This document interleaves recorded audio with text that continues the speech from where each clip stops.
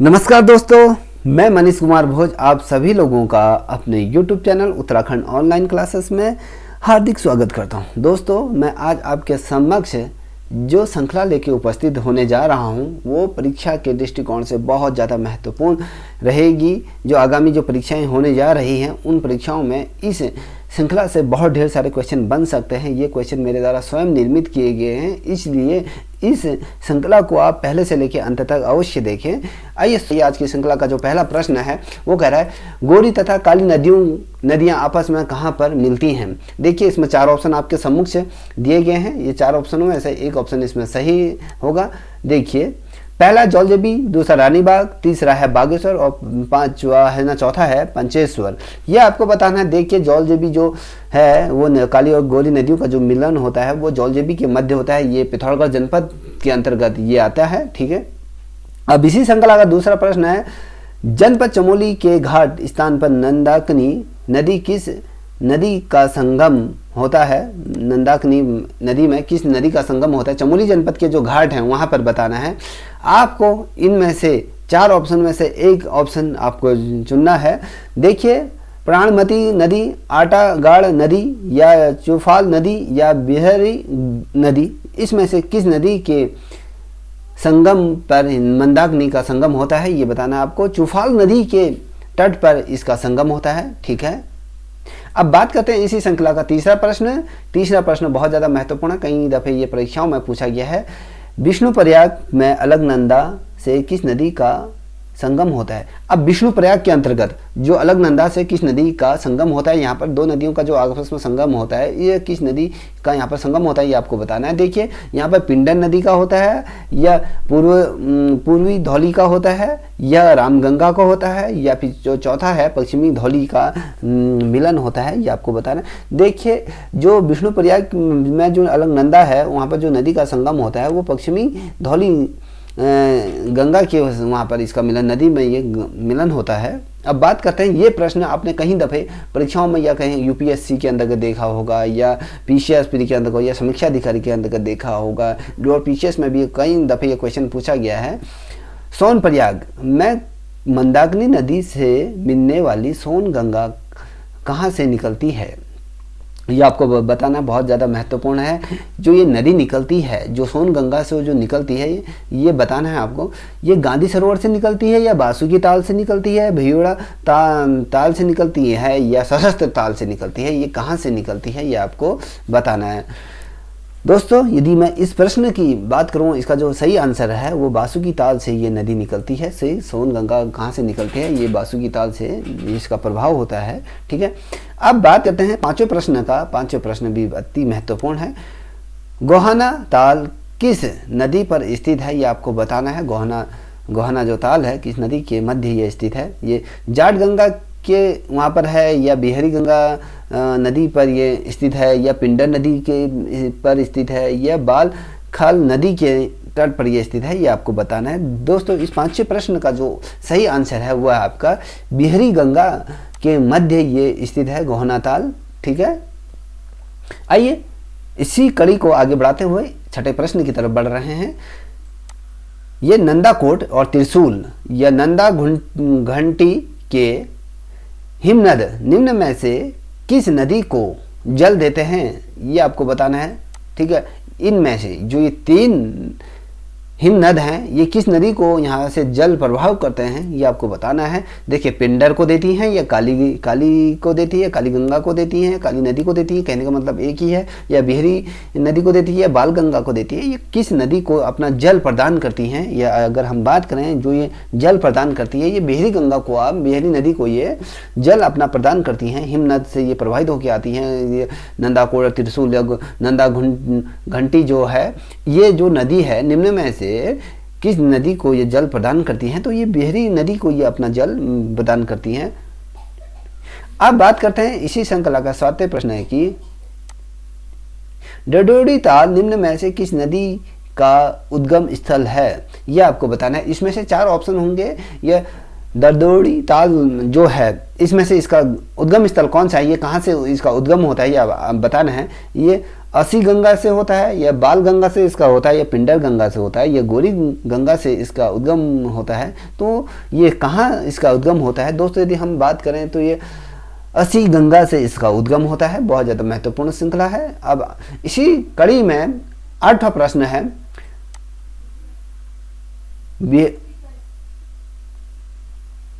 भिलंगाना नदी के तट पर स्थित पहला गांव कौन सा है? ये आपको बताना है। भिलंगना नदी के तट पर स्थित पहला गांव कौन सा है? दोस्तों यदि आप लोगों को ये वीडियो पसंद आ रही है तो प्लीज़ इसे लाइक शेयर कमेंट अवश्य करें। यदि आपको इसकी पीडीएफ चाहिए तो प्लीज़ मेरे व्हाट्सएप नंबर पर आप संपर्क कर सकते हैं, मैं इसकी पीडीएफ आपको प्रोवाइड करा दूंगा। ठीक है, भिंगलाना नदी के तट पर स्थित पहला गांव कौन सा है? ये आपको बताना। घनसाली या गंसी गंगी या बाण या ओसाला, कौन सा इस नदी के तट पर पहला गांव बसा हुआ है? ये आपको बताना है। देखिए दोस्तों, ये गंगी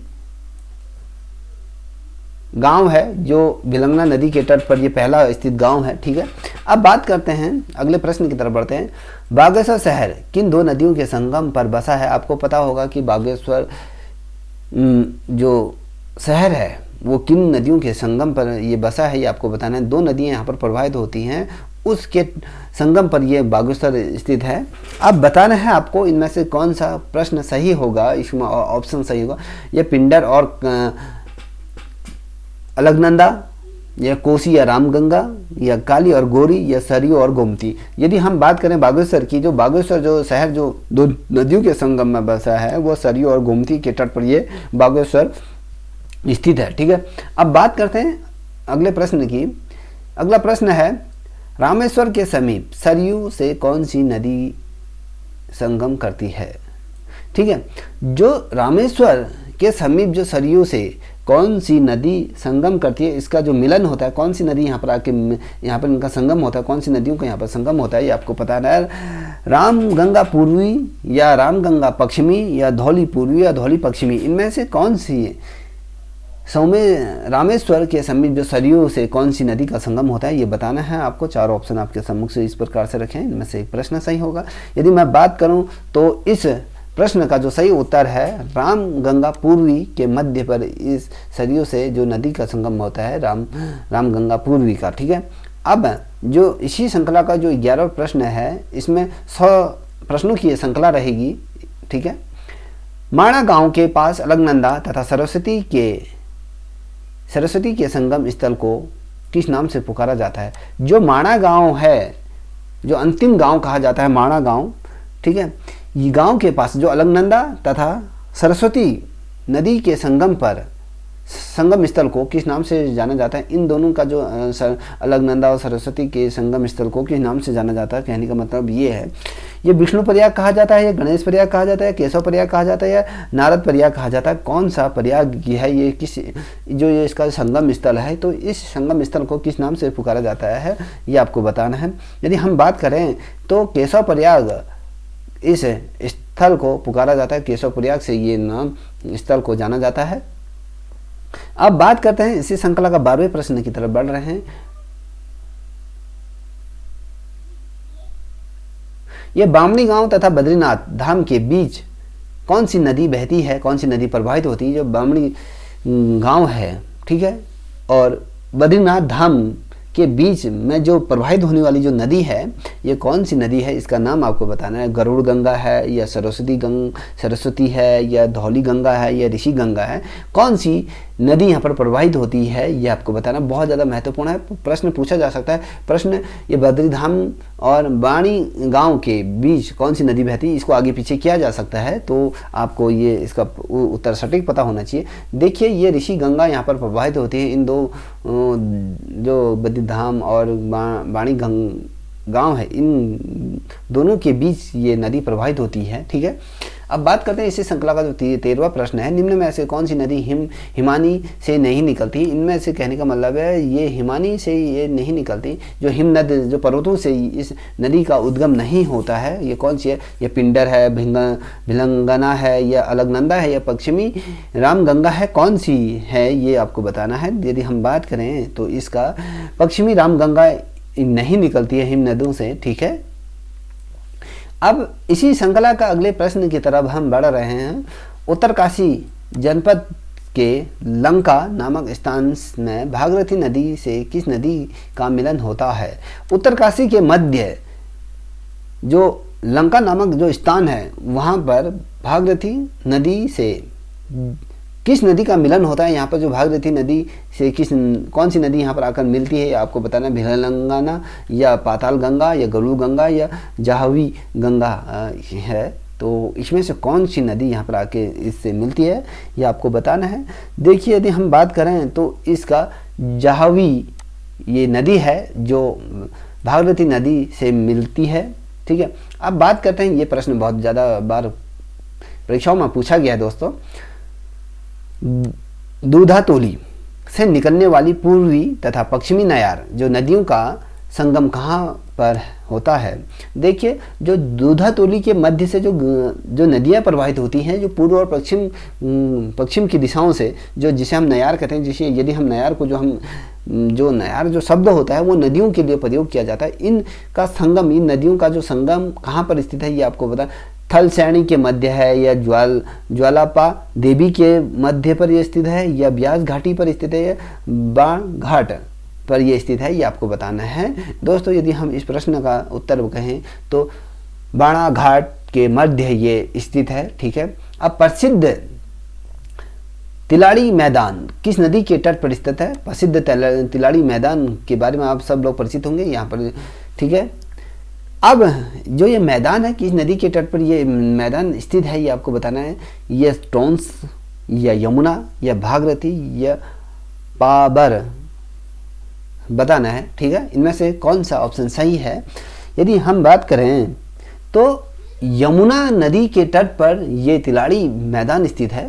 अब बात करते हैं इसी श्रृंखला का 17वें प्रश्न की तरफ बढ़ रहे हैं।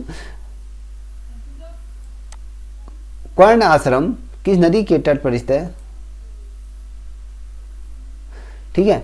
अब ये रामगंगा पर है या सोना नदी पर है या खोह नदी पर है या मालिनी नदी पर है, ये कहाँ पर है ये आपको बताना है दोस्तों। यदि हम बात करें तो ये मालिनी नदी के तट पर ये स्थित है, ठीक है। अब बात करते हैं टोंस तथा पाबर नदी आपस में कहाँ पर मिलती हैं ये आपको बताना है। देखिए उत्तराखंड में ऐसी ऐसी नदियों का प्रभाव संगम स्थल है जो हमसे अछूते हैं, ये आपको पता होना चाहिए नदियों के बारे में, कौन सी नदी कहाँ पर मिलती है, कौन से, ठीक है।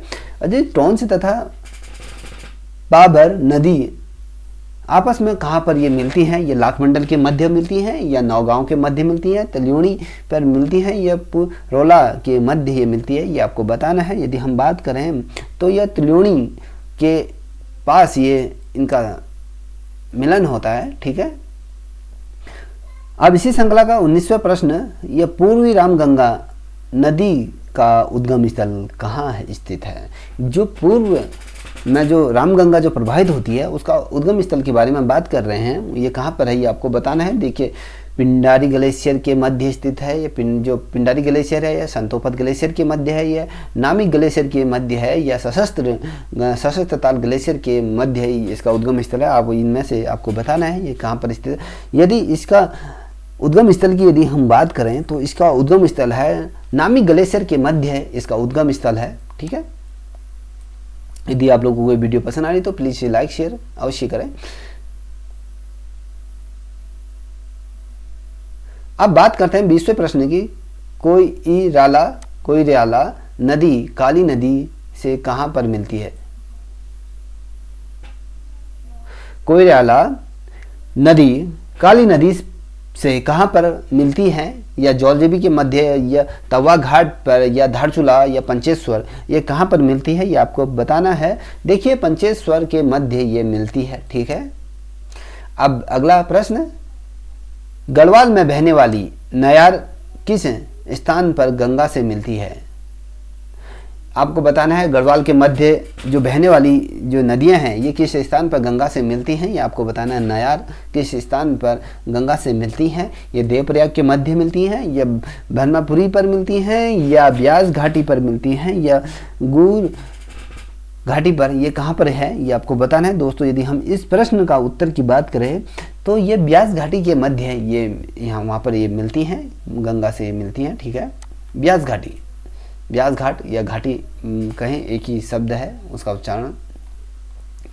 अब 22वां प्रश्न है, महाकाली नदी को किस स्थान पर शारदा नाम से पुकारा जाता है। बहुत महत्वपूर्ण प्रश्न है दोस्तों, इसे नोट कर लीजिए मेरे साथ, इसको नोट्स बनाते हुए चलिए।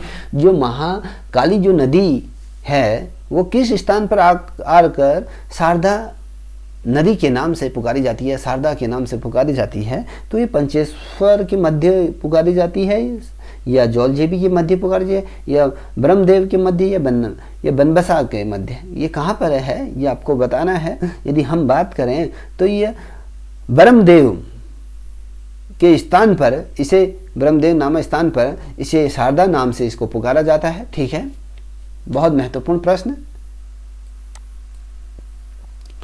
अब जो अगला प्रश्न है 23वें नंबर का जो प्रश्न है इस श्रृंखला का, अलकनंदा की निम्न में से कौन सी सहायक नदी नहीं है। अब देखिए अलकनंदा के पैरेलल जो नदी बहती है, जो इसकी सहायक नदी होती है, इनमें से एक ऐसी नदी है जो अलकनंदा की सहायक नदी के अंतर्गत नहीं आती है। या गरुड़ गंगा है, या टोंस है, या पिंडर है, या मंदाकिनी है, या नंदाकिनी है। इनमें से कौन सी है ये आपको बताना है।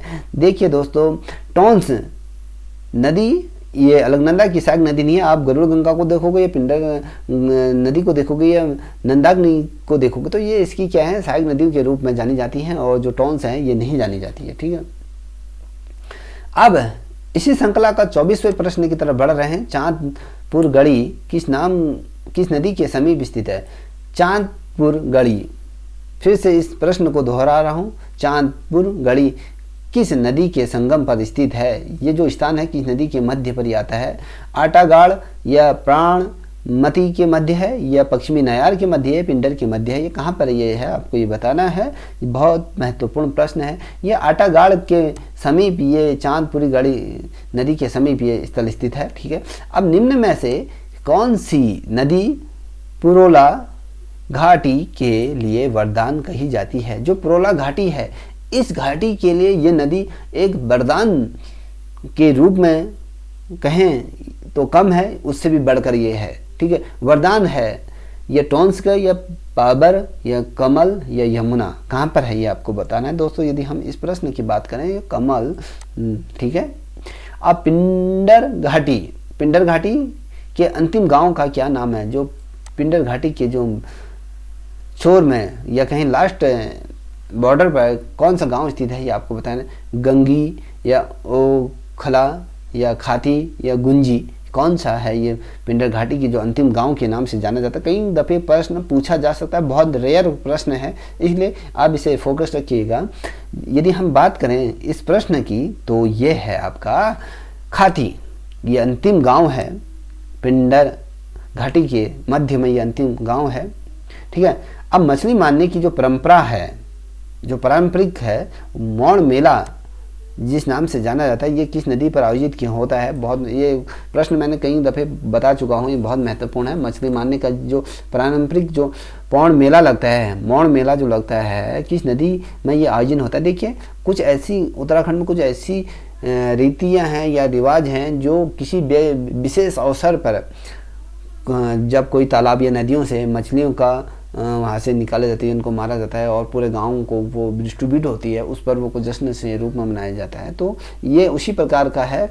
तो बात करते हैं आटागाड़, या अलगाड़, या प्राणमती, या बालखिलिय नदी, इनमें से कौन सी नदी पर ये आयोजन होता है मौन मेला। ठीक है, ये आपको बताना है। यदि हम इस मेले की बात करें तो अलगाड़ के मध्य ये इस मेले का आयोजन किया जाता है। ठीक है, अब अगला जो प्रश्न है उस प्रश्न की तरफ बढ़ रहे हैं। 28वां प्रश्न इस श्रृंखला का, निम्न में से कौन सा ताल सप्तशृंग पर्वतों से घिरा हुआ है।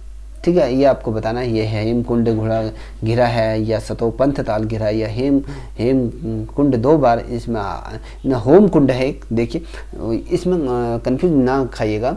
देखिए, होम कुंड है, संतोपा ताल है, हेमकुंड है, या वेदनी कुंड है, ये आपको बताना है। देखिए, इसमें से जो प्रश्न का जो सही आंसर है वो आपका हेमकुंड है। ठीक है, अब इसी श्रृंखला का अगले प्रश्न की तरफ बढ़ रहे हैं।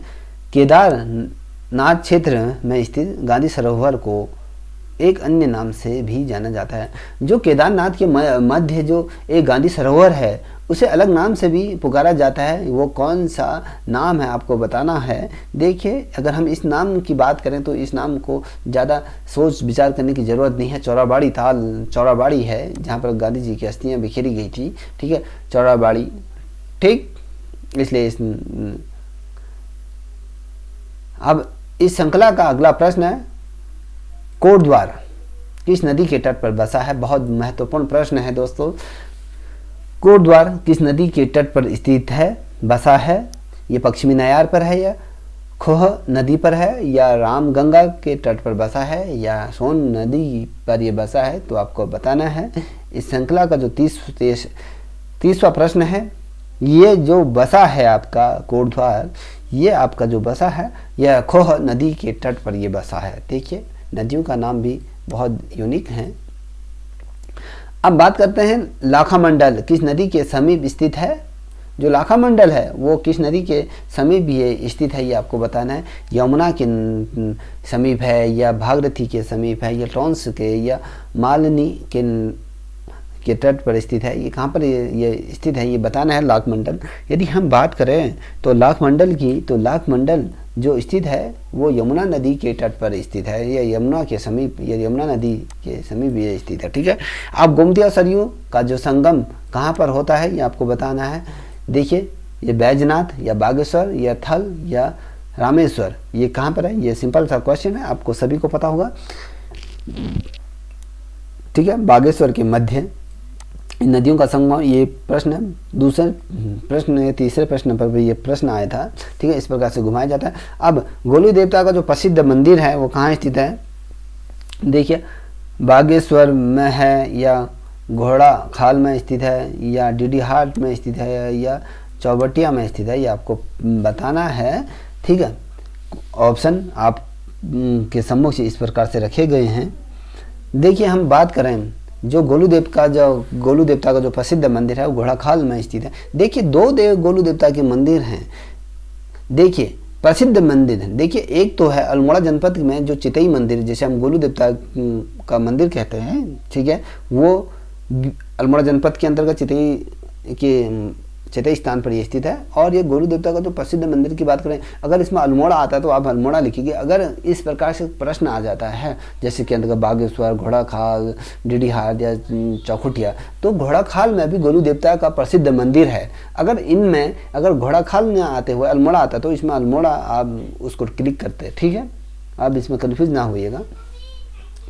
अब इसी श्रृंखला का 34वां प्रश्न है, पंच केदारों में से किस केदार में 12 महीने कपाट खुले रहते हैं।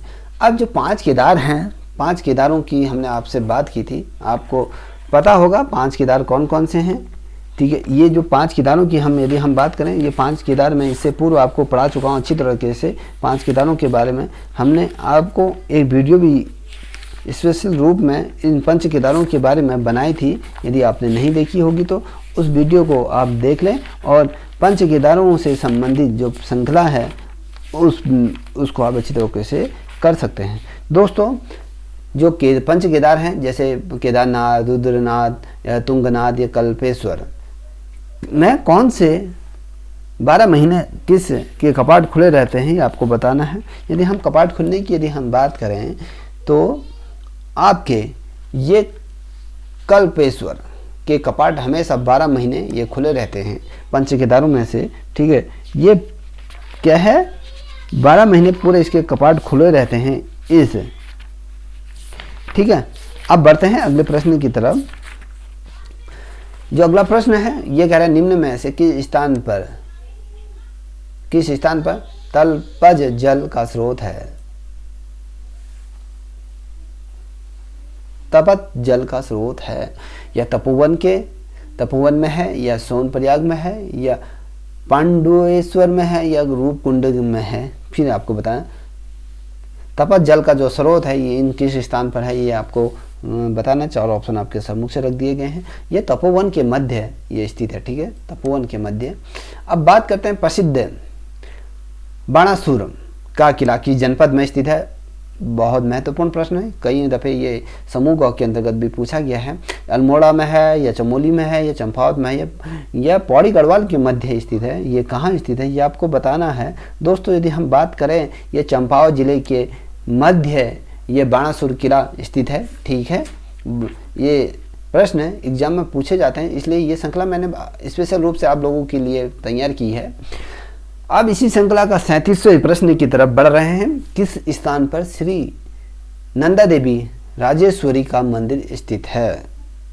ठीक है, फिर से दोहरा रहा हूँ ये प्रश्न, किस स्थान पर श्री नंदा देवी राजेश्वरी का मंदिर स्थापित है? या नंद केसरी या कुरुण के या वाण या देवाल के मध्य स्थित है, कहाँ है ये आपको बताना है। यदि हम बात करें तो ये आपका कुरुड़ के मध्य राजेश्वरी का मंदिर ये स्थित है। ठीक है, अब बात करते हैं 12 वर्षों के अंतराल में आयोजित होने वाली नंदा देवी राज यात्रा जिसे कहते हैं, इसका अंतिम पूजा स्थल कहाँ पर स्थित है? देखिए उत्तराखंड में यह बहुत बड़ा एक कुंभ की, जिस प्रकार से कुंभ 12 साल में एक बार आता है, तो इसका आयोजन भी 12 साल में एक बार होता है। ये उत्तराखंड में भव्य रूप से इसे मनाया जाता है। ये जो श्री नंदाजात यात्रा के नाम से जो जानी जाती है, इसका जो अंतिम पूजा स्थल है, जो इसका अंतिम छोर है, ये कहाँ है? हेमकुंड में है या रूप कुंड में है या होम कुंड या वेदिनी कुंड के मध्य ये स्थित है। तो ये कहाँ पर इसका अंतिम पूजा स्थल है ये आपको बताना है। तो यदि हम इसकी अंतिम पूजा स्थल की बात करें तो ये होम कुंड के मध्य इसका अंतिम पूजा स्थल के रूप में यहाँ पर पूजा की जाती है। ठीक है, अब इसी श्रृंखला का अगला प्रश्न, हिमालयी कुंभ के रूप में प्रतिस्थापित श्री नंदा देवी यात्रा में कौन सा जानवर ले जाया जाता है? यदि आपने जो नंदा यात्रा होती है तो उसमें आपने देखा होगा, इस यात्रा के शुरुआत में जो जानवर आगे को बढ़ता है, ठीक है, वो कौन सा है? ये क्या होता है, जहाँ पर से ये यात्रा का प्रारंभ होता है, इस यात्रा के प्रारंभ से अंत तक ये जानवर इस यात्रा में निरंतर चलते जाता है। और ये जानवर कहते हैं कि 12 साल में एक बार ये जानवर पैदा होता है। ऐसा जानवर संयोग से पैदा होता है। इस प्रकार का जानवर 12 साल में पहले कभी पैदा नहीं होते, संयोग से जब ये यात्रा का प्रारंभ होता है तब ये पैदा होता है। तो इस जानवर का नाम आपके सम्मुख है मेढा या बकरी या बछड़ा या याक। मेढा ये जानवर है, ये जिस प्रकार से एक भेड़ होती है उसी प्रकार का ये जानवर होता है मेढा। ये क्या होता है, जब नंदाजात यात्रा प्रारंभ होती है, जिस स्थल से प्रारंभ होती है उस स्थल से इस बकरे को, या बकरा भी कहा जा सकता है, मेढा ये बकरे की तरह होता है, इसको सजा धजा कर इसके साथ ये यात्रा प्रारंभ होती है। ये निरंतर चलते चलते जब इसका अंतिम छोर आता है हिमालय के मध्य में और होम कुंड के पास, अंतिम पूजा वहाँ पर होती है और इस को यहाँ पर इस मेढा को वहाँ पर छोड़ दिया जाता है। कहते हैं कि ये आगे को निरंतर चलते जाता है और ये स्वर्ग की तरफ बढ़ जाता है, स्वर्गदूत के रूप में आगे बढ़ जाता है। उसके बाद इस मेढा को कोई नहीं देखता, ये इसके दर्शन नहीं होते हैं। ठीक है, अब बात करें रामणा लोक परंपरा किस गांव से संबंधित है। अगला जो इस प्रश्न का, इस श्रृंखला का 40वां प्रश्न, रामणा लोक परंपरा किस गांव से संबंधित है? सलूर, डूंगरा या नागानाथ या गुप्तकाशी या नौटी के मध्य होते हैं। इसमें से किस में ये रमणा लोक परंपरा ये किस गांव से संबंधित है ये आपको बताना है। दोस्तों यदि हम इस प्रश्न की बात करें तो ये सलूड़ डूंगरा के मध्य ये स्थित है ये गांव। ठीक है, अब बात करते हैं अगले प्रश्न की तरफ, 41वें प्रश्न की तरफ बढ़ते हैं। निम्न में से किस मंदिर में प्रतिदिन पूजा के लिए ब्रह्म कमल आवश्यक रूप से उसका प्रयोग किया जाता है? देखिए, जब भी इस मंदिर में प्रतिदिन जब पूजा होती है तो ब्रह्म कमल का इसमें क्या होगा, अर्पण या कहें अभिषेक इस फूल से किया जाता है। ये कपिलेश्वर के मंदिर में होता है, या तुंगनाथ में होता है, या रुद्रनाथ में होता है, या गोपनी ये गोपीनाथ मंदिर में होता है। तो ये कहाँ पर होता है, इनमें से आपको बताना है। देखिए ये रुद्रनाथ जो मंदिर है, यहाँ पर जो ब्रह्म कमल है, जो हमारा राज्य का राष्ट्रीय क्या है, पुष्प के रूप में राज्य का है, तो इस से प्रतिदिन यहाँ पर रुद्रनाथ में ब्रह्म कमल से इसके प्रतिदिन पूजा की जाती है। अब अगला प्रश्न, पंच बदरियों में से एक भव्य बदरी का मंदिर कहाँ स्थित है। जो 5 पंच बदरियों के जो नाम से जो जाने जाते हैं, उनमें से एक मंदिर है जो भव्य बदरी, जो भविष्य बदरी, सॉरी उच्चारण में गलती होगी, भविष्य बदरी का मंदिर कहाँ स्थित है। रैणी गांव के मध्य स्थित है, या सुभाई गांव में है, या आदि बदरी में है, या उगम में है, ये कहाँ पर है ये स्थित है, ये आपको बताना है दोस्तों। ये सुभाई गांव के मध्य ये भविष्य बदरी का मंदिर स्थित है, ठीक है, सुभाई गांव के मध्य स्थित है। पांडुएश्वर में भगवान बद्री विशाल का कौन सा स्वरूप स्थित है। जो पांडुएश्वर है, पांडुकेश्वर का जो मंदिर है, वहाँ पर भगवान बद्री का कौन सा रूप विराजमान है, ये आपको बताना है। या आदि बद्री है, या भविष्य बद्री है, या ध्यान बद्री है, या योग बद्री है, कौन सा यहाँ पर स्थित है, ठीक है, ये आपको बताना है। यदि हम बात करें तो यहाँ पर आपका योग बद्री का रूप यहाँ पर विद्यमान है। जो बद्री विशाल का कौन सा रूप है, तो ये बद्री विशाल का योग बद्री का स्वरूप यहाँ पर स्थित है, ठीक है। अब आदि बद्री में कितने मंदिरों का समूह स्थित है, बहुत महत्वपूर्ण प्रश्न है।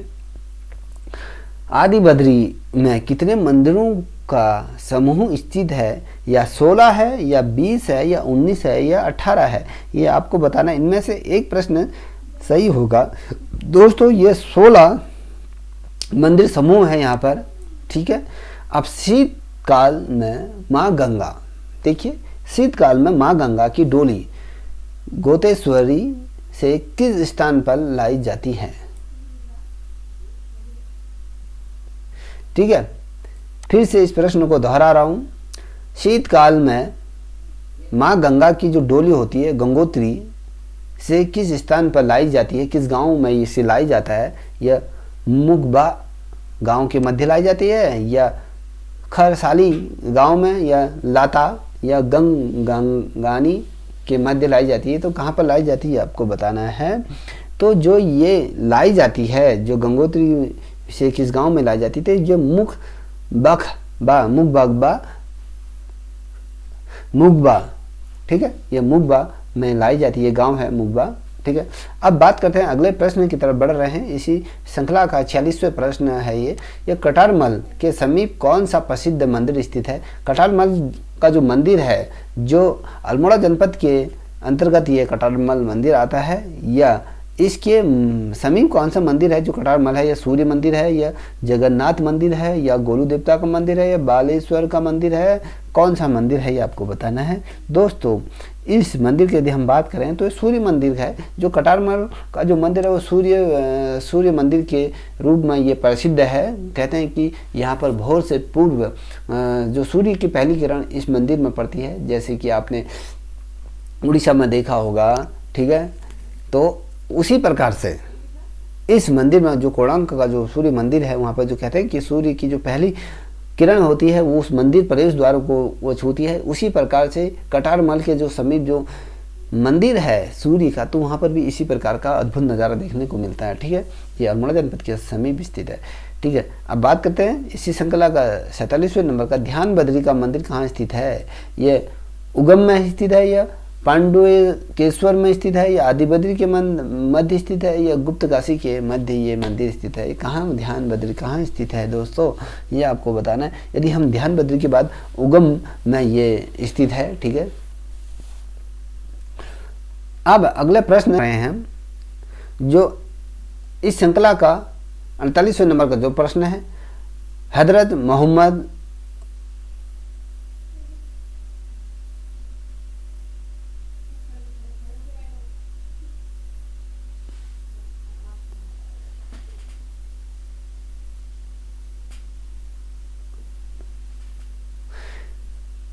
इस श्रृंखला का अगला प्रश्न है हजरत मखदूम अलाउद्दीन अली अहमद शाह सावीर की जो प्रसिद्ध दरगाह उत्तराखंड के किस शहर में स्थित है? तो वो आपके हरिद्वार में है या ऋषिकेश में है या देहरादून में या प्राण किलियर? ये प्राण किलियर के मध्य ये स्थित है। ये प्राण किलियर जो है हरिद्वार जनपद के रुड़की जो शहर है उससे जो मेन शहर है उससे 5-6 किलोमीटर या कहीं 10 किलोमीटर के अंदर ये दरगाह है, जहाँ पर एशिया का सबसे बड़ा क्या लगता है मेला लगता है। ये प्राण किलियर में ऐसी इस दरगाह की ऐसी मान्यता है, कहते हैं कि इस दरगाह के ऊपर से कोई भी परिंदा इस दरगाह को पार नहीं करता। यदि कोई परिंदा इस दरगाह के ऊपर से उड़ता हुआ इसे पार करने की कोशिश करता है तो वो परिंदा भी नीचे आकर गिर जाता है। ऐसी इस दरगाह की क्या है मान्यता है। ठीक है, अब इसी श्रृंखला का अगला प्रश्न की बात करते हैं। निम्न में से किस मंदिर समूह के आसपास खूबसूरत देवदार वन है? देखिए, अब उत्तराखंड में ऐसा कौन सा मंदिर समूह है जिसके आसपास बहुत खूबसूरत देवदार के पूरा जंगल है या कहें पूरा वनों से घिरा हुआ ये मंदिर है। ये मंदिर आदिबद्री है, कटारमल है या जागेश्वर है या ये द्वाराहाट? देखिए, ये जो मंदिर है ये जागेश्वर मंदिर है। ये मंदिर जो है अल्मोड़ा जनपद के मध्य आता है। ये अल्मोड़ा जनपद की जो मुख्यालय है उस मुख्यालय से 45 किलोमीटर की दूरी पर ये स्थित है। पिथौरागढ़ हाईवे पर ये स्थित है। और ठीक है, और जो ये मंदिर की बात करें तो इस मंदिर के आसपास देवदार का भव्य जंगल है जो अपनी प्रकृति की खूबसूरती छटा के लिए प्रसिद्ध है। ठीक है, अब बात करते हैं इस श्रृंखला का 50वें नंबर का प्रश्न। बद्रीनाथ मंदिर किस पर्वत पर स्थित है? देखिए, बद्रीनाथ का जो मंदिर है वो किस पर्वत पर स्थित है ये आपको बताना है। नर पर्वत पर स्थित है या नारायण पर्वत पर स्थित है या नीलकंठ पर्वत पर स्थित है या धौलागिरी पर्वत पर स्थित है? ये कहाँ पर स्थित है ये आपको बताना है। देखिए दोस्तों, ये नारायण पर्वत पर बद्रीनाथ का जो मंदिर है वो नारायण पर्वत के मध्य स्थित है। अब पूर्णागिरी धाम किस जनपद में स्थित है? पूर्णागिरी का जो मेला लगता है आप सभी को पता होगा, ये कहाँ स्थित है? ये चंपावत में, पिथौरागढ़ में या अल्मोड़ा में या नैनीताल में? तो ऑब्वियसली इस प्रश्न का उत्तर आप जानते होंगे, चंपावत जिले में ये मंदिर आता है पूर्णागिरी धाम। ये माता का मंदिर है। या कार्तिक स्वामी का मंदिर निम्न में से किस मार्ग में स्थित है ये आपको बताना है। ये रुद्रप्रयाग जो पोखरी मार्ग है उसके मध्य स्थित है, या फिर गोपेश्वर या गुप्तकाशी का जो मार्ग है इसके मध्य है, या पौड़ी या खीरसू मार्ग के मध्य है, या घनश्याली या बूढ़ा केदार के मध्य है? कहाँ पर ये स्थित है ये आपको बताना है। देखिए, इस प्रश्न का यदि हम बात करें तो ये है आपका रुद्रप्रयाग पोखरी मार्ग पर ये मंदिर स्थित है। ठीक है, अब अपलेठी के सूर्य मंदिर को देखने के लिए किस घाटी में प्रवेश करना होता है ये आपको बताना है।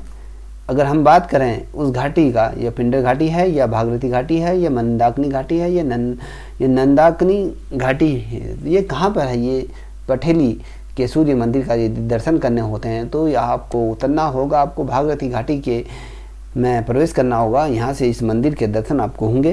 ठीक है, अब इसी श्रृंखला का 54वां प्रश्न है। उत्तराखंड में नाग देवता का जो प्रसिद्ध मंदिर है वो कहाँ स्थित है ये आपको बताना है। नाग देवता का बहुत प्रसिद्ध मंदिर है सेम मुखेम में है या हनोल में है या लाखमंडल में है या चंद्र बदनी में स्थित है? ये सेम मुखेम के मध्य ये स्थित है। ठीक है, अब 55वें नंबर का जो प्रश्न है, निम्न में से किस तीर्थ स्थान तक पहुंचने के लिए अधिक पैदल दूरी तय करनी होती है? ऐसा कौन सा तीर्थ स्थान है जहां पर सबसे ज़्यादा दूरी पैदल तय करनी होती है? तुंगनाथ का मंदिर है, केदारनाथ का मंदिर है, मद महेश्वर का मंदिर है या रुद्रनाथ का मंदिर है? कौन सा मंदिर है आपको बताना है।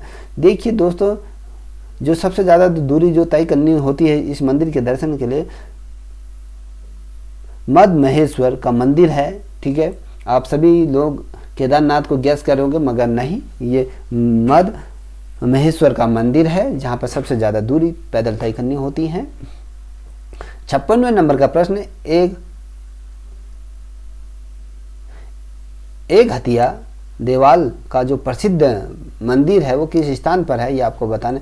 अलमिया गांव के मध्य है, या बाड़ीछीना के मध्य है, या पाताल भुंगेश्वर में है, या मुंशियारी में है, ये कहाँ पर ये है आपको ये बताना है। यदि हम इस मंदिर के बारे में बात करें तो ये अलमिया गांव के मध्य ये मंदिर स्थित है, ठीक है। सिद्धबली का जो प्रसिद्ध मंदिर है उत्तराखंड के किस शहर में स्थित है ये आपको बताना है।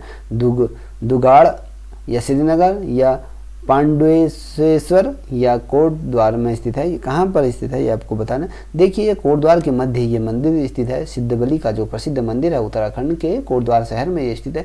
अब सिखों के अगले प्रश्न की तरफ बढ़ रहे हैं। सिखों के पवित्र तीर्थ स्थान है जो हेमकुंड साहिब को स्थानीय लोग किस नाम से जानते हैं। देखिए ये कहते हैं कि सिखों का ये पवित्र स्थल माना जाता है। ये कहाँ पर स्थित है ये आपको बताना है। ये लोकपाल पे है, या भयूरडार में है, या संतोपथ के मध्य है, या लक्ष्मी वन के मध्य है, कहाँ पर है। सिखों का क्या है प्रसिद्ध स्थल है ये दोस्तों। ये लोकपाल के नाम से, ये स्थानीय भाषा में इसको लोकपाल कहा जाता है, क्योंकि लोकपाल इसलिए कहते हैं कि इसे स्वर्ग के समीप माना जाता है, ठीक है। अब अगले प्रश्न की बात करते हैं। डॉक्टर हर्षदेव ओली के गांव का क्या नाम है आपको पता होना चाहिए। हर्षदेव ओली के गांव का क्या नाम है। भवाली है, या खेती खान है, या फिर डीडीहाट है, या अस्कोट है, ये कहाँ से बिलोंग करते थे ये आपको बताना है दोस्तों। यदि हम बात करें तो ये खेती खान से इनका संबंध है। इनका जो गांव का नाम है, जो इनका जो जन्म हुआ था वो खेती खान में इनका जन्म हुआ था। हर्षदेव ओली का जन्म स्थान खेती खान, या इनका गांव का नाम जो है खेती खान है। निम्न में से किस व्यक्ति को रैम मैगजीन पुरस्कार मिला है उत्तराखंड में आपको बताना है दोस्तों।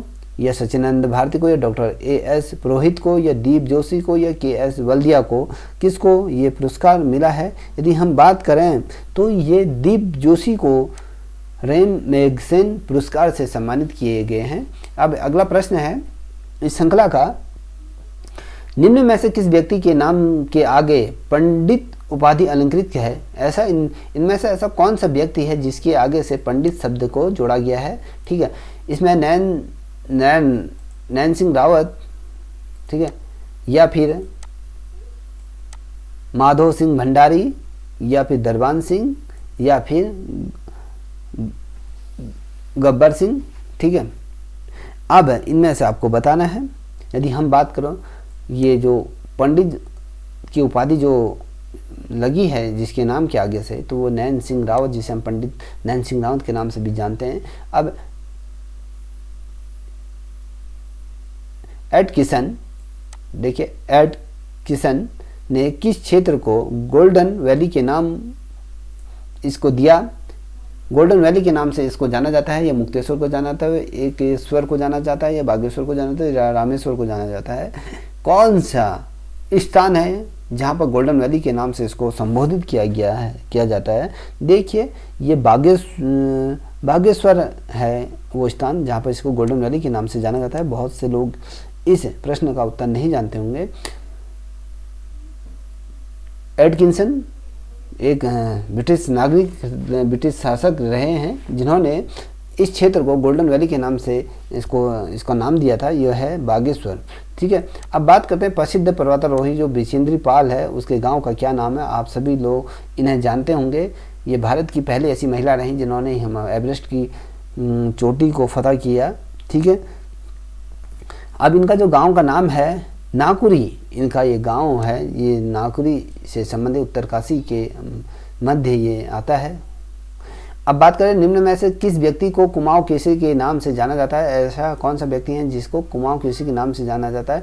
डॉक्टर गिरीश तिवारी गिरदा, या मोहन जोशी, या बद्रीदत्त पांडे, या बीडी पांडे, ये इसमें से कौन सा व्यक्ति है। देखिए जो कुमाऊं केसरी के जो नाम से जाना जाता है ये बद्रीदत्त पांडे को जाना जाता है।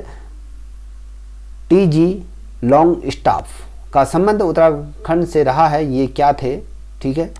लॉन्ग स्टाफ का संबंध उत्तराखंड से रहा, ये क्या थे आपको बताना है। पर्वतारोही थे, या मौसम वैज्ञानिक थे, या इतिहासकार थे, या प्रशासक के रूप में थे, ये क्या थे। यदि हम इनकी बात करें ये पर्वतारोही थे, ठीक है।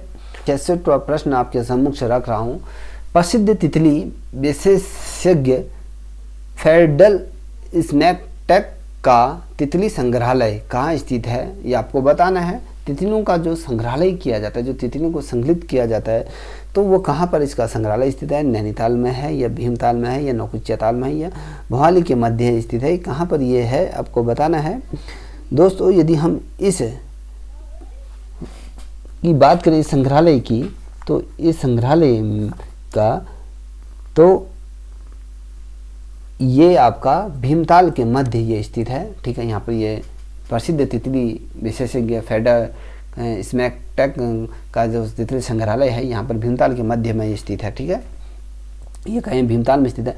अब अगला प्रश्न है आपके 1815 में टिहरी में सुदर्शन शाह गद्दी पर बैठे, तो इस वर्ष ब्रिटिश राज में प्रथम कुमाऊं कमिश्नर कौन थे? जब 1815 के मध्य में जब टिहरी के शासन गद्दी पर जब सुदर्शन शाह जब विराजमान रहे, तो उसी वर्ष ब्रिटिश राज के जो प्रथम कुमाऊं कमिश्नर कौन थे, ये आपको बताना है। G.W. टेलर थे या H. रैमजे थे या E.D. गार्डनर थे या H.G. रॉस थे, कौन थे, ये आपको बताना है, ठीक है। अब हम बात कर रहे हैं कुमाऊं कमिश्नर की, प्रथम कुमाऊं कमिश्नर की बात करें तो ये E.D. गार्डनर थे, जो कुमाऊं के प्रसिद्ध क्या थे? कमिश्नर थे। जब गढ़वाल में सुदर्शन शाह का क्या था? शासन ये चल रहा था, ये अब गद्दी में बैठे थे, उस समय की बात करें। अब अगला प्रश्न, गोविंद बल्लभ पंत के बाद दूसरे उत्तराखंडी कौन थे जो उत्तर प्रदेश के मुख्यमंत्री चुने गए? देखिए उत्तराखंड से ऐसे मुख्यमंत्री रहे हैं जिन्होंने उत्तर प्रदेश में मुख्यमंत्री का पद संभाला। नारायण दत्त तिवारी हैं या भगत दर्शन है या हेमवती नंदन बहुगुणा है या शिवानंद नौटियाल हैं? कौन है जो उत्तराखंड के मुख्यमंत्री के रूप में जिनका उस पद पर ये काबिज रहे गोविंद बल्लभ पंत के बाद? वो न है आपके नारायण दत्त तिवारी, ये आपके उत्तर प्रदेश के मुख्यमंत्री भी रहे हैं। अब अगला प्रश्न है, पर्यावरणवादी सुंदरलाल बहुगुणा प्रथम बार कब टिहरी बांध के विरोध में उपवास में या कहें या अनशन में बैठे हैं? कब बैठे थे आपको बताना है। टिहरी बांध के विरोध में जब सरकार द्वारा टिहरी बांध का प्रस्ताव बनाया गया था, जब इसमें निर्माण कार्य प्रारंभ हो रहा था, तो इन्होंने इस निर्माण कार्य को रोकने के लिए वहाँ पर प्राण अनशन किया, अनशन पर उपवास पर बैठे और सरकार को इनके जो आमरण अनशन पर जब बैठे थे तो इनके आगे केंद्र सरकार को झुकना पड़ा और उसके मध्य एक केंद्र सरकार ने टिहरी बांध पर क्या हुआ, एक प्रस्ताव बनाया, ठीक है। अब ये तिथि कौन सा है? 25 सितंबर 1989 या 28 दिसंबर 1991 या 28 दिसंबर 1990 या 25 दिसंबर 1992 में कौन सी ऐसी तिथि है जो ये उस समय उपवास पे बैठे थे? ये आपके 25 सितंबर 1989 के मध्य ये बैठे थे, ठीक है। उस दिन ये विरोध में बैठे। अब इसी श्रृंखला का 17वां प्रश्न है, डॉक्टर शिव प्रसाद डबराल को किस रूप में जाना जाता है? या पर्वतारोही के रूप में जाना जाता है या इतिहासकार के रूप में जाना जाता है या मूर्तिकार के रूप में जाना जाता है या वैज्ञानिक के रूप में जाना जाता है? किस रूप में इनको शिव प्रसाद डबराल को जाना जाता है उत्तराखंड में? दोस्तों ये इतिहासकार हैं, ठीक है। अब जो अगला प्रश्न है वो आपका 71वां नंबर का प्रश्न है, नरेंद्र नगर का जो प्राचीन क्या नाम था ये आपको बताना है। बादशाही थौल थैला या ओड़थली या चंद्र नगर या गगोड़ी गडोली, ठीक है, ये आपको बताना है। जो इसका सही आंसर है ओड़ाथली, इस नरेंद्र नगर का प्राचीन नाम है। अब इसी श्रृंखला का अगला प्रश्न, अंग्रेजों द्वारा अंग्रेजी तथा गोरखा सेनापति बलदेव सिंह के बीच निर्णायक युद्ध देहरादून के किस स्थान पर हुआ था? जब एक तरफ गोरखा और अंग्रेज के जो सेनापति, जो गोरखा के जो सेनापति थे बलभद्र सिंह के बीच एक युद्ध हुआ था, अंग्रेज और गोरखाओं के मध्य निर्णायक युद्ध हुआ था। ये कहाँ पर ये युद्ध लड़ा गया था ये आपको बताना है। दोस्तों जो ये युद्ध लड़ा गया था, जो निर्णायक युद्ध के रूप में या खलंगा के मध्य ये युद्ध लड़ा गया था। अब अगला प्रश्न, उत्तराखंड हिमालय में गंधमादन पर्वत को किस नाम से जाना जाता है? बहुत महत्वपूर्ण प्रश्न है। उत्तराखंड हिमालय में गंधमादन पर्वत को किस नाम से जाना जाता है? त्रिशूल, चौबड़ा,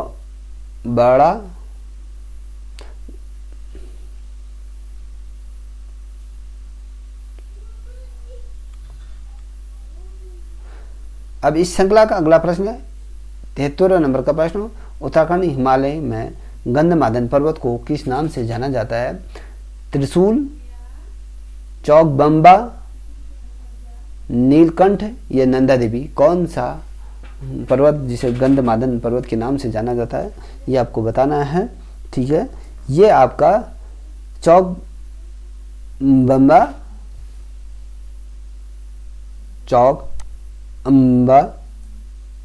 है ये। ठीक है, अब अगला प्रश्न है इसी श्रृंखला का, उत्तरकाशी किस पर्वत के पाद पर बसा है? ये उत्तरकाशी किस पर्वत पर बसा है, कहने का मतलब यह है हाथी पर्वत या वरुणता पर्वत या ऋषि पर्वत या विराट पर्वत, किस पर्वत पर ये बसा है? दोस्तों वरुणा पर्वत पर ये उत्तरकाशी बसा है। अब बात करते हैं अगला प्रश्न, द्रोणागिरी पर्वत किस घाटी में स्थित है? द्रोणागिरी जो पर्वत है किस घाटी में स्थित है? माणा घाटी पर है, या नीति घाटी पर है, या दरमा घाटी पर है, या जोहार घाटी पर है? कहाँ पर ये स्थित है हमें बताना है आपको। ठीक है, ये आपका नीति घाटी पर ये द्रोणागिरी पर्वत स्थित है। ठीक है, अब गांधी जी ने उत्तराखंड के किस स्थान पर गीता पर अनाद शक्ति योग टीका लिखी थी? ठीक है, ये बागेश्वर में लिखी थी, कौसानी में लिखी थी, या मसूरी में लिखी थी, बेरीनाग में लिखी थी? कहाँ पर ये लिखी गई थी? देखिए, यदि हम बात करें ये कौसानी में गांधी जी जब ये प्रवास पे आए थे कुमाऊं के, तो उस समय ये गीता पर इन्होंने अनाशक्ति योग टीका यहाँ पर लिखी थी। अगला प्रश्न है आपका, स्वामी विवेकानंद ने उत्तराखंड के किस स्थान में प्रबुद्ध भारती पत्रिका के प्रकाशन हेतु कार्यालय खोला? ये आपको बताना है। दोस्तों ये मुक्तेश्वर में, कौसानी, अल्मोड़ा या मायावती, ये जो इन्होंने आश्रम खोला मायावती आश्रम में ये खोला था, मायावती। अब गढ़वाल की वीरांगना है तिल्लू रौतेली की भव्य प्रतिमा निम्न में से किस स्थान पर लगाई गई है? ठीक है, ये जो मूर्ति लगाई गई है इनकी, ये आपको बोरीखाल के मध्य ये मूर्ति लगाई गई है। अब बात करते हैं अगले प्रश्न की, राजा हर्ष के समय उत्तराखंड के किस शहर को गोविशाण नाम से जाना जाता था? देखिए, हल्द्वानी जाना जाता था, या रानी बाग जाना था, या काशीपुर जाना था, टनकपुर? देखिए, आपको पता होगा काशीपुर को गोविशाण नाम से जाना जाता था प्राचीन समय में। अब बात करते हैं इस श्रृंखला का 80 वाला प्रश्न, कुल्ली बगैर प्रथा के उन्मूलन हेतु 13 जनवरी 1921 को सबसे बड़ा आंदोलन कहाँ हुआ था? जो कुल्ली बगैर प्रथा उन्मूलन था, जो 13 जनवरी 1921 को सबसे बड़ा आंदोलन कहाँ से प्रारंभ हुआ? कर्णप्रयाग से, या रानी बाग से, या द्वाराहाट से, बागेश्वर से? आपको बताना है। ऑब्वियसली आपको इसका क्वेश्चन का आंसर पता होगा, बागेश्वर से इस आंदोलन का उन्मूलन हुआ था। ठीक है, अब बात करते हैं 81वें नंबर का प्रश्न, 6 सितंबर 1932 को पौड़ी के मैलकलम हेली की सभा में किसने तिरंगा फहराया था?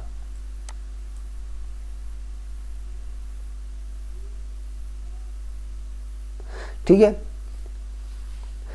6 सितंबर 1932 को पौड़ी के मैलकम हेली की सभा में किसने तिरंगा फहराया था? भैरव दत्त धुलिया ने फैलाए थे, जयानंद भारती ने फैलाए थे, अनुसुईया प्रसाद बहुगुणा ने फैलाया था, ये श्री देव सुमन द्वारा ये झंडा फहराया गया। पहली बार ये तिरंगा यहाँ पर फैलाया गया था, किसके नेतृत्व में ये फैलाया गया था, किसने फैलाया था? तो ये जयानंद भारती द्वारा यहाँ पर मैलकम हेली की सभा में ये तिरंगा फहराया गया था। अब बात करते हैं 1930 में रवाई घाटी के किस स्थान पर जलियांवाला बाग जैसी घटना घटित हुई थी, ये आपको बताना है। दोस्तों ये जो घटना घटी थी ये आपको बताना है, ठीक है। लाख मंडल या राजगढ़ी या तिलाड़ी या नौगांव, ये कहाँ पर ये घटना घटी हुई थी? ये तिलाड़ी के मध्य ये घटना घटित हुई थी, ठीक है दोस्तों। हेलो, हाँ। अच्छा ये टाटा श्याम है यार, वो किसी तरह की तुम होनी हैं? जो टाटा श्याम है हाँ। ये जो नंदिना चैनल होनी हो कार्टून वाल की तुम होनी हो 652 से स्टार्ट है। वो नहीं यार, वो क्यों वो पूछा है क्या बोलते थे पैक लगवाना किसी से हिसाब वो उसमें वो फ़ोन यहाँ पर उसमें फ़ोन नंबर दिया होगा ना, फ़ोन में कर कि मुझे ये वाला चैनल ऐड कराना है, वो वाला चैनल है, पूरा पैक में ऐड मत कराना। जैसे हंगामा हो गया, डिज्नी हो गया और निक चैनल, ये जो हैं उनको फ़ोन करके मुझे मेरे अकाउंट में इन चैनल को ऐड कर दो, और पूरा पैक कराएगा तो सभी चैनल ऐड हो जाएंगे उसमें। हाँ, क्या ये मैं रिचार्ज छूटे रहे कब हैं? एक महीने के लिए मिला था, सीरीज था वो खत्म हुआ। अब मैं रिचार्ज कर ले पे रिचार्ज करने के बाद फ़ोन करिए। अच्छा तो ये बात इसी नॉलेज है मोबाइल में जैसे खुद एक चार्ज से लगा लो। आप अगर तो टाटा स्काई वो चैनल ना वो ऐप डाउनलोड करना पड़ा, मैं तो कब आओ ना आओ यूट्यूब में देख ले कि चैनल टाटा स्काई में चैनल ऐड कैसे करते हैं, वो भी देख लिए।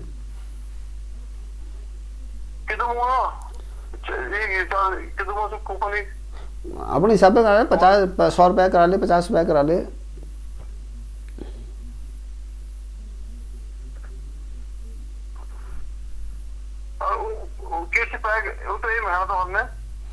को 50 रुपये करा ले, एक हफ्ते को 100 रुपये करा ले, अलग अलग सुन करा ले जिदुआ करो सा। एक काम करे ना, तेरा नंबर भेजन ओटीपी चेक कर लो ना मैं एक हफ्ता और कह रही है मैं दे है। तू फोन करिए, मेरे फोन नंबर में ना हो तेरा वो मोबाइल रिचार्ज कराना लग तो मैं कर दूँ, और उसी वो तेरे फोन में हल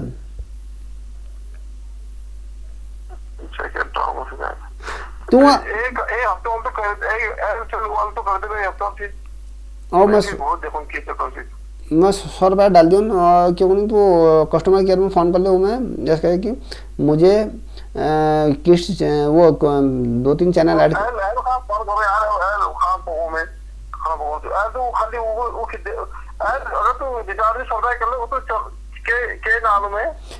चैनल हाल जो चैनल है वो खुल ली तेरा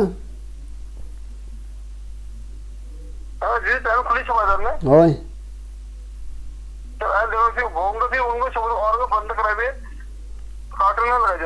कार्टून वाला नहाती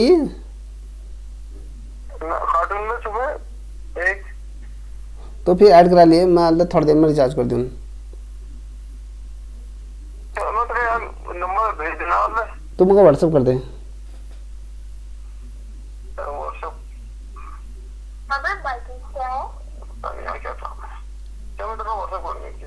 ठीक है, अल्लाह कर लो।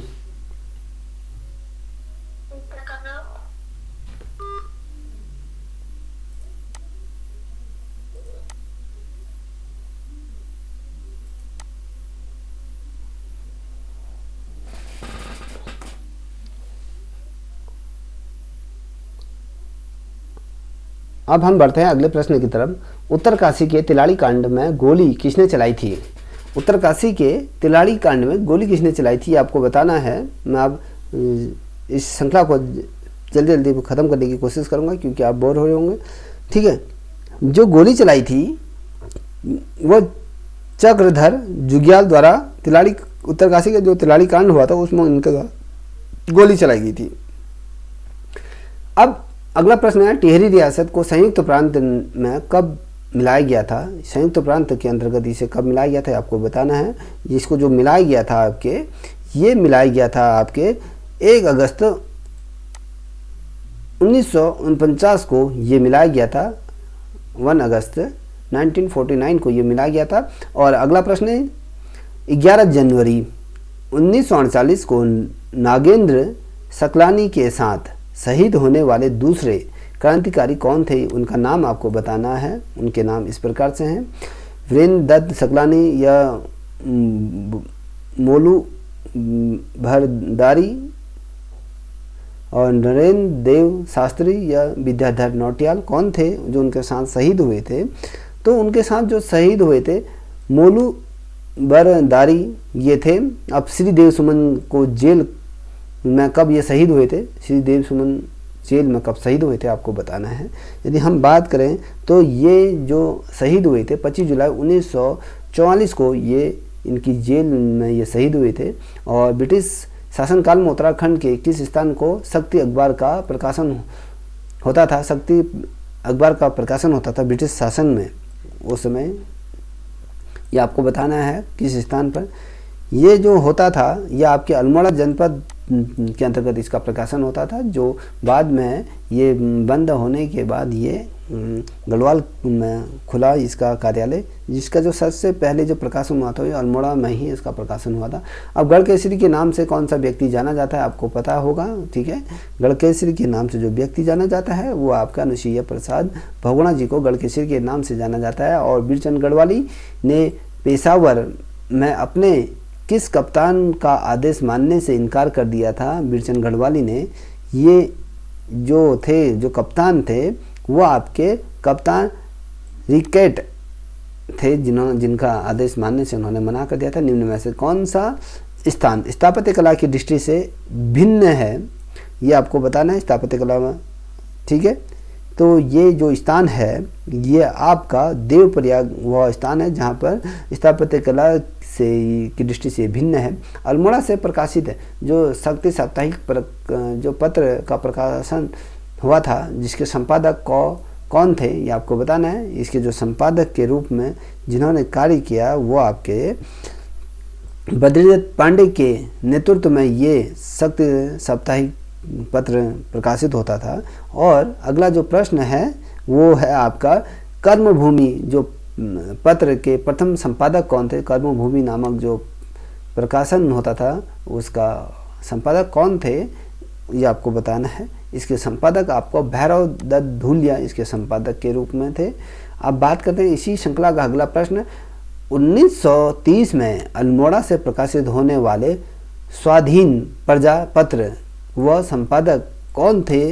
इनमें से आपको बताना है। निम्न में से मोहन जोशी थे या लक्ष्मण सिंह कार्की थे या बद्रीदत्त पांडे थे या सुमितानंद पंत थे, कौन थे ये आपको बताना है। दोस्तों यदि हम इसकी बात करें ये मोहन जोशी थे, ठीक है। उत्तरकाशी शहर का प्राचीन क्या नाम है ये आपको बताना है, ठीक है। आपके सामने इस प्रकार से ये शहरों के नाम है, शंकरपुर, ब्रह्मपुर या रानी हाट या बाड़ा हाट, ये कौन है ये आपको बताना है। यदि हम बात करें इस श्रृंखला का तो ये बाड़ा हाट उत्तरकाशी का प्राचीन नाम था, ठीक है।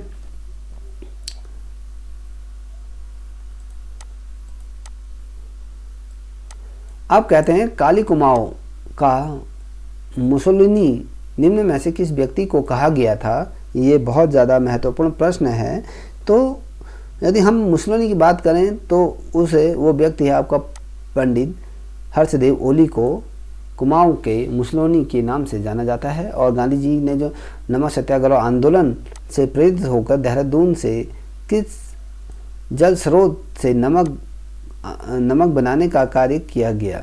देखिए जो गांधी जी के जो नमक सत्याग्रह आंदोलन से प्रेरित होकर देहरादून के किस जल स्रोत से नमक बनाने का कार्य किया गया था आपको ये बताना है। ये सशस्त्र धारा है या रोवस वेक है या खारा खेत है या आसन है, कहाँ पर यह है आपको बताना है। जहाँ से नमक बनाने की प्रतिक्रिया प्रारंभ की गई थी उत्तराखंड में, ये खारा खेत है जहाँ से नमक बनाया गया था।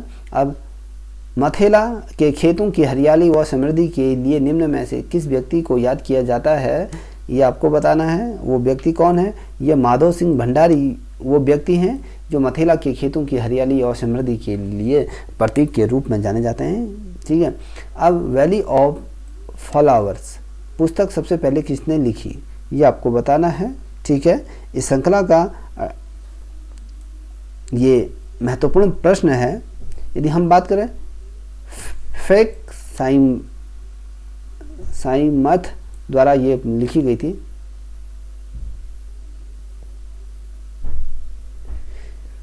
फेक इस्माइथ द्वारा ये लिखी गई। कांडली उत्सव किस जनपद में मनाया जाता है? इस श्रृंखला का 99 वाला प्रश्न। ये जो कांडली जो उत्सव होता है वो किस जनपद में मनाया जाता है ये पूछ रहा है आपसे। दोस्तों ये पिथौरागढ़ जनपद में ये कांडली नामक पर्व मनाया जाता है। इसी श्रृंखला का अंतिम प्रश्न है आपके सम्मुख से मैं रखने जा रहा हूँ। वो प्रश्न है राढ़ संस्कृति उत्तराखंड के किस क्षेत्र से संबंधित है? तो ये दारमा घाटी से इसका संबंध है। ठीक है दोस्तों, यदि आप लोगों को ये वीडियो पसंद आए तो इसे लाइक शेयर कमेंट अवश्य करें। ठीक है, आज के लिए इतना ही। जय हिंद, जय भारत।